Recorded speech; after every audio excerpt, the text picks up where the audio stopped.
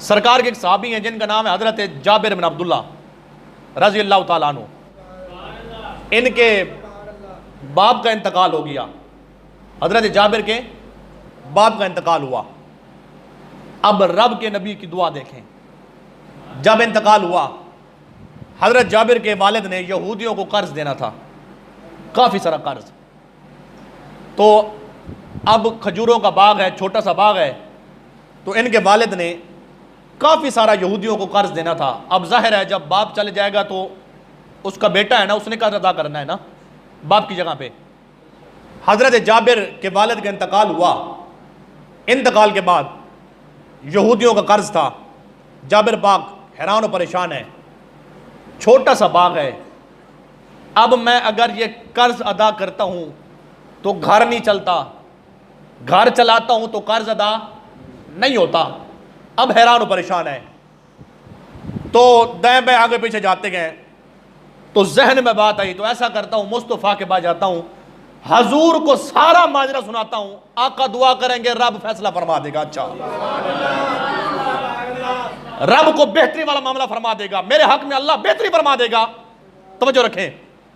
اب چلے میرے حضور کے پاس آئے, آ کر عرض کرتے ہیں یا رسول اللہ یا نبی اللہ, حضور آپ کے پاس آیا ہوں, ایسے ایسے معاملہ ہے, میرے والد نے یہودیوں کو قرض دینا تھا, اب اتنا سارا قرض ہے, چھوٹا سا باغ ہے, تو حضور اگر میں قرض دیتا ہوں تو گھر نہیں چلتا, گھر چلاتا ہوں قرض ادا نہیں ہوتا, محبوب میں بڑا پریشان ہوں, میں اس کی اولاد ہوں, قرض میں نے ادا کرنا ہے. یہ حدیث بخاری میں ہے.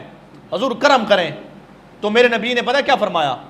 فرمایا ہم نبی ہیں, ہم نماز کے مسائل سکھاتے ہیں, ہم روزے کے مسائل بتاتے ہیں, حج کے مسائل بتاتے ہیں, عمرے کے مسائل بتاتے ہیں, دیگر کام کرتے ہیں, ہم سے کوئی مسئلہ سیکھنا ہے تو وہ سیکھ لو, یہ تو اللہ سے دعا کرو.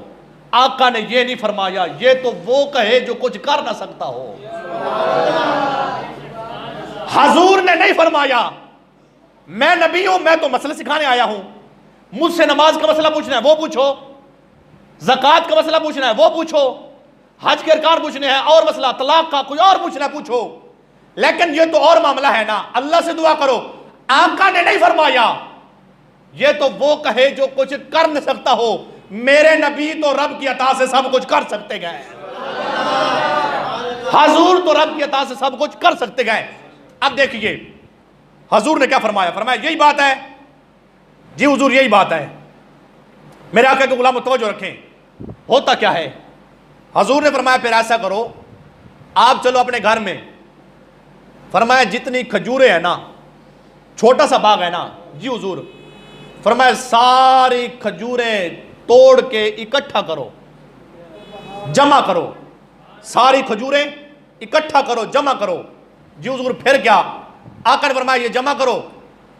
وعلیکم السلام ورحمۃ اللہ. بیٹھو.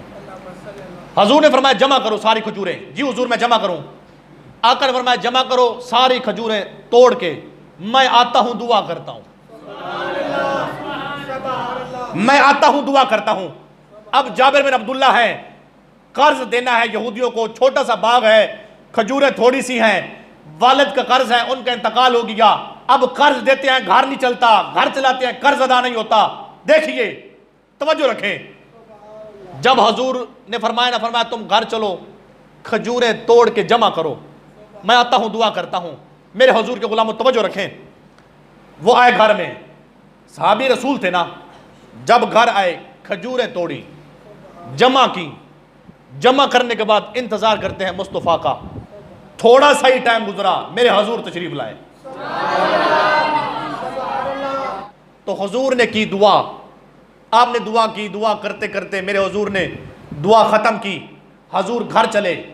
جب جانے لگے نا, فرمایا جابر جی حضور. فرمایا قرض خواہوں کو بلا, جس جس کا تو نے قرض دینا ہے بلا, قرض ادا کر, بلا ساروں کو. جابر کہتے ہیں پہلے تو دل میں خطرہ تھا نا, کیا پتا قرض پورا ہوتا ہے کہ نہیں ہوتا. اب دل سے خطرہ نکل گیا. کیوں؟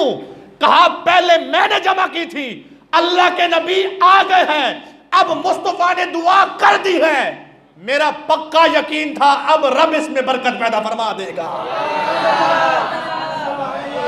اب رب اس میں برکت ڈالے گا. سارے بولیں سارے.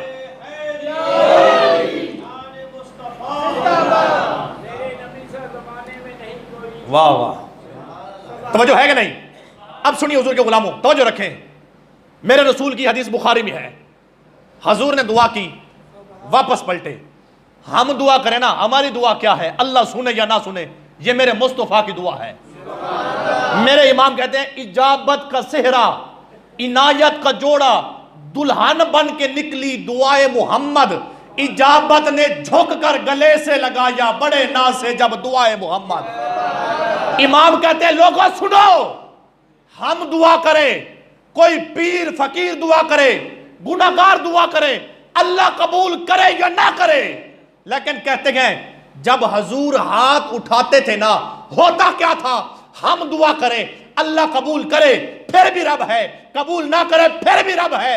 امام کہتے ہیں جب حضور دعا کرتے تھے نا، آقا ہاتھ اٹھاتے سے اوپر سے قبولیت جھک کر محمد عربی کی دعا کو اپنے سینے سے لگا لیتی تھی، کیونکہ یہ میرے مصطفیٰ کی دعا ہے۔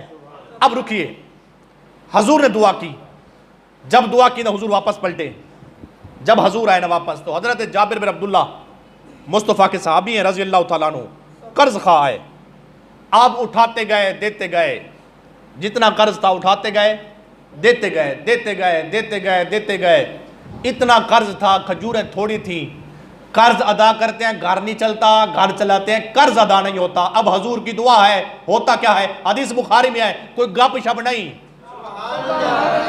کہتے ہیں نا کوئی مسئلہ بخاری دکھاؤ، یہ قبلہ یہ بخاری ہے، یہ بخاری شریف ہے۔ سنیے، اٹھاتے گئے دیتے گئے، اٹھاتے گئے دیتے گئے، شام ہو گئی۔ حضرت جابر کہتے ہیں میں حیران ہوا، کہتے ہیں اللہ کی قسم اتنی برکت، اتنی برکت، کہتے ہیں میں نے ساروں کو قرض اتار دیا، ساروں کا۔ شام ہوئی، میں نے وہ ڈھیر دیکھا، ڈھیر کھجوروں کا ویسے کہ ویسا پڑا ہے، کھجوروں کا ڈھیر ویسے کا ویسا پڑا ہے۔ کہتے ہیں ایک کھجور کا دانہ بھی کم نہیں ہوا۔ ہوتا کیا ہے؟ کہتے ہیں دل میں خیال آیا، دل میں خیال آیا، اب جاتا ہوں حضور کو ساری بات سناتا ہوں۔ کہتے ہیں میں نے کپڑا ڈالا، وہ جو کھجوروں کا ڈھیر تھا اس کو سمیٹا رکھا، آیا میں مصطفیٰ خدمت میں۔ جب میں مسجد نبوی میں داخل ہویا، ہوتا کیا ہے؟ کہتے ہیں ابھی میں داخل ہو رہا تھا، محبوب مجھے دیکھ کے مسکرا رہے تھے، آقا مجھے دیکھ کے مسکرا رہے تھے، حضور کے چہرے پر تبسم تھا، آقا خوش ہیں۔ جابر پاک کہتے ہیں اب صحابی رسول ہیں، عقیدہ دیکھیے، عقیدہ دیکھیے صحابی کا۔ آتے میں آیا مسجد نبوی میں، ہاتھ جوڑ دیے، محبوب کے قدموں پہ ہاتھ رکھا، آقا کے قدموں پہ ہاتھ رکھ کے رونا شروع کر دیا۔ آقا نے فرمایا سناؤ جابر کیا بنا تمہارے قرض کا؟ حضرت جابر کہتے ہیں اللہ اکبر، حضور کمال ہی ہو گیا۔ فرمایا کیا ہوا؟